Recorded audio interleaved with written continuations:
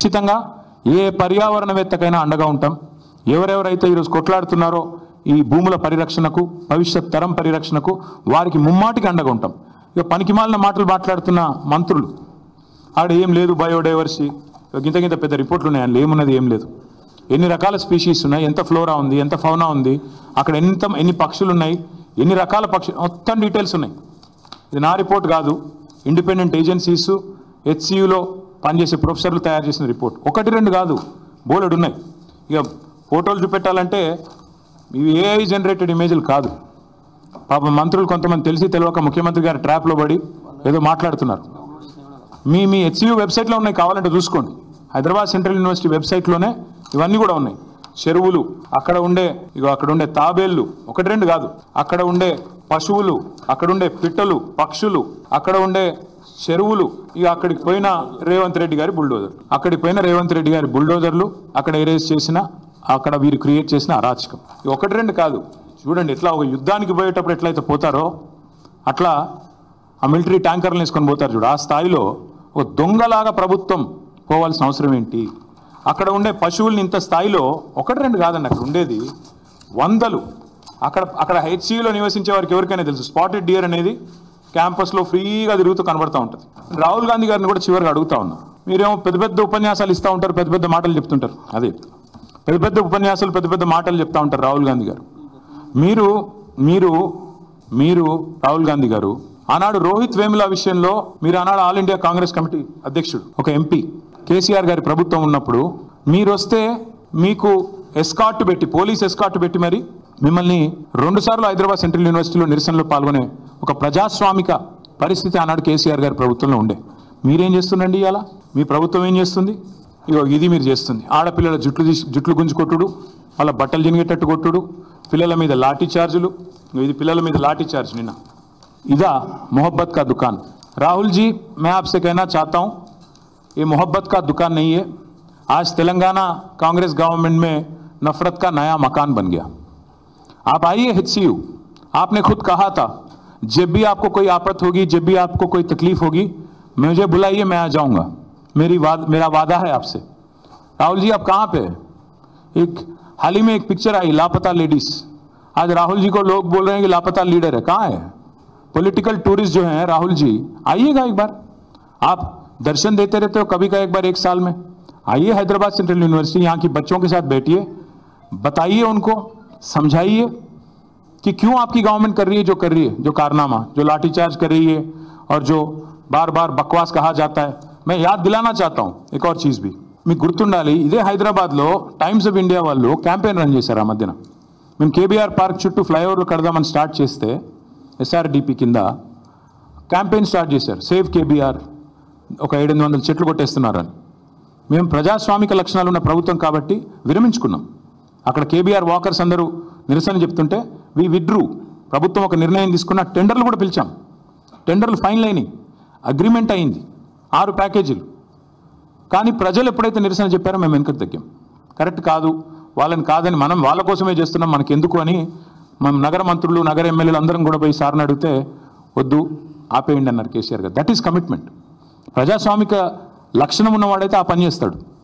ప్రజలు ఎప్పుడైనా ఏదైనా చెప్తే వింటాడు.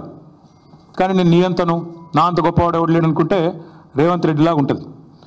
ఇది రేవంత్ రెడ్డి గారు అక్కడేం లేవంటారు. ఇక అక్కడ జింకలు పట్టుకొని నెహ్రూ జూలాజికల్ పార్క్లో పెట్టినారు. నాది కాదు, నెహ్రూ జూలాజికల్ పార్క్ రిపోర్ట్ ఇది నెహ్రూ జూలాజికల్ పార్క్ రిపోర్టు. అందులో స్పష్టంగా ఉంది, HCUలో జింకలు దొరికితే దాన్ని తీసుకుపోయి ఎక్కడ పెట్టారు? జూ పార్క్లో పెట్టినారు. మరి ఇక ముఖ్యమంత్రికి జింకలు కనబడతలేవట, గుంట నక్కలు కనబడుతున్నాయట. దేశం అంతా కోడై కూర్చుంటే కూడా ముఖ్యమంత్రి గారికి అర్థం కావట్లేదు. Once again I repeat, this press meet is to express our commitment to the people of Hyderabad that this 400 acres of land in Kanche Gachibowli, as soon as we come back into office in a matter of couple of years, we will make this the largest eco park, which will be accessible to the citizens and also to the students of Hyderabad Central University. Will preserve biodiversity, will make sure that this will become a top-notch, a model eco park in the entire country. And our track record speaks for itself. We are a government, BRS government, which had ensured that the highest green cover growth in the entire country happened in a decade during our tenure. So that's our commitment to environment. That's our commitment to the cause. And I appeal once again to the real estate companies which are eyeing this land. Please don't find fault with us later. We are saying it clearly ahead of time. Please do not participate in the auction. That land belongs to the future of Hyderabad. Please do not buy an inch. If you are going to invest money, you will be losing it. And please do not blame us. Please do not say that there is a policy change later. We are extremely clear, and this is the commitment of Honorable KCR Garu, who is basically the founding father of Telangana in a way. So it's his commitment, it's his word, it's our party's policy decision. Thank you. నిన్న హరగోపాల్ గారు చాలా డీటెయిల్గా చెప్పారు brother, ఎక్కడా కూడా ఏమి ఇవ్వలేదు. సరే, నేను ఆ జోలికి పోతలేను. అది హెచ్సియు ల్యాండా గవర్నమెంట్ ల్యాండా అన్నది కాదు పాయింట్. అది ప్రజల ల్యాండ్, హైదరాబాద్ ప్రజల ఆస్తి, హైదరాబాద్ ప్రజల ల్యాండ్. అది మేమేమంటున్నామంటే అక్కడ కొత్తగా ఐటీ పార్కులు కట్టాల్సిన అవసరం అక్కడేం లేదు. మీరు కడుతున్నారు కదా, 4th సిటీయో 420 సిటీయో, అందులో కట్టండి, అందులో ఐటీ పార్కులు కట్టండి, అందులో మీరు చెప్పినవి అన్నీ చేయండి. స్కిల్స్ సిటీలు ఇంకేదో కడతా అన్నారు, అవన్నీ కట్టండి, మేము వద్దంటలేదు కదా. మేము 14,000 ఎకరాలు వడ్డిచ్చిన విస్తారలాగా మీ చేతిలో పెట్టినాం, మంచిగా చేయండి, అందులో మేము వద్దంటలేదు. We are welcoming economic activity and progress, but at what cost? మొత్తం హైదరాబాద్ యాజిటేట్ చేస్తుంటే, ఆ పిల్లలు హైదరాబాద్ కాని వాళ్ళు కూడా యాజిటేట్ చేస్తుంటే, వాళ్ళ ఆందోళనలన్నీ వదిలేసి 400 ఎకరాలు ఒక రియల్ ఎస్టేట్ బ్రోకర్ లాగా ముఖ్యమంత్రి పనిచేస్తుంటే, definitely as a principal opposition KCR garu మా పార్టీలో చర్చించి ఈ నిర్ణయం తీసుకున్నారు. We're committed to it. ఈ 400 ఎకరాలని కాపాడే బాధ్యత మాది. హైదరాబాద్ ప్రజలకు ఇది మా వాగ్దానం.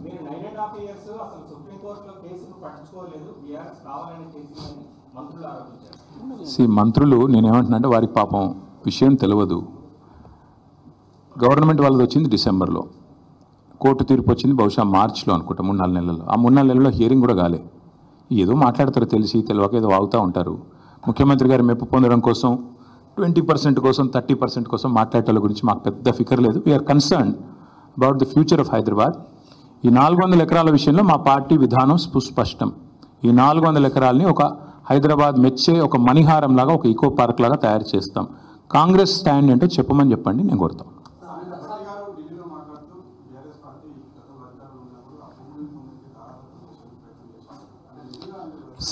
అధికారంలో వాళ్ళు ఉన్నారు, వాళ్ళు ఎవరికి దారాదత్తం చేశాం? ఇది గాలి మాటలు మాట్లాడి గాలి మోటార్లో తిరిగి ఇట్లా పోతారు వీళ్ళు. ఎప్పుడో ఏమన్నా అంటే ఎన్ని రోజులు మాట్లాడతారు గాలి మాటలు? ప్రభుత్వంలో ఉన్నారు, బాధ్యతగా పనిచేయండి, వాళ్ళు దగ్గర పెట్టుకొని పనిచేయండి.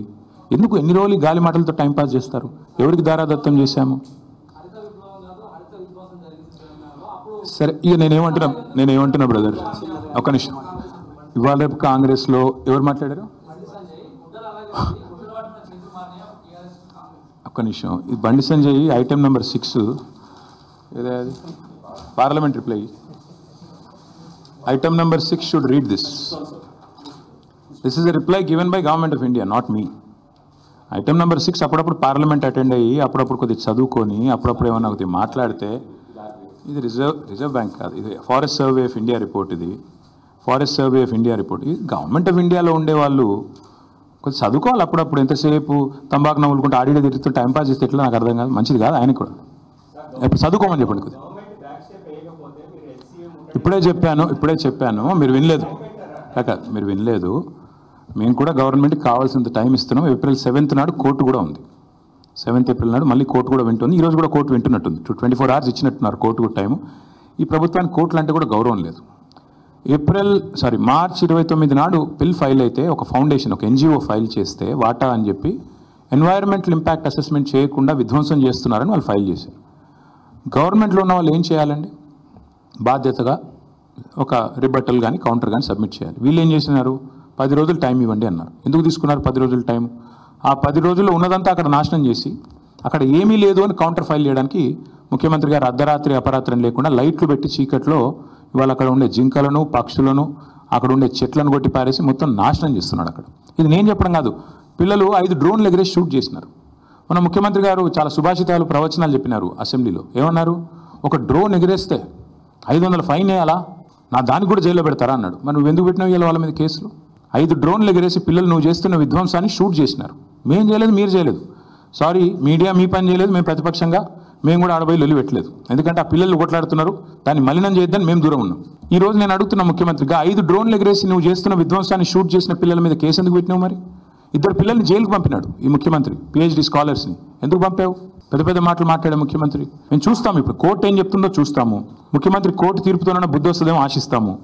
రాకపోతే పార్టీలో చర్చించి మా హైదరాబాద్ శాసనసభ్యులు మిగతా వాళ్ళందరితో కూడా మాట్లాడి సీనియర్ నాయకులతో మా నిర్ణయం మేము తీసుకొని ప్రకటిస్తాం. Thank you.